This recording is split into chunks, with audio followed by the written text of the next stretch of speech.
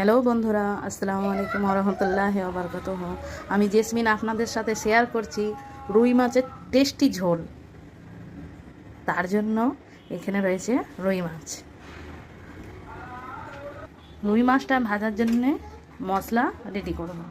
সামান্য হলুদ আর সামান্য নুন।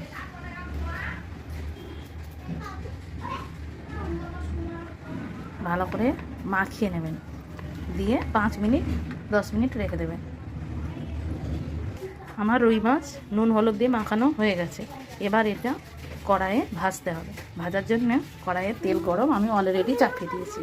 তেলটা গরম হয়ে গেলেই আমি রুই মাছটা ভেজে নেব লাল লাল করে। তেল গরম হয়ে গেছে, আমি রুই মাছ দিয়ে দিলাম।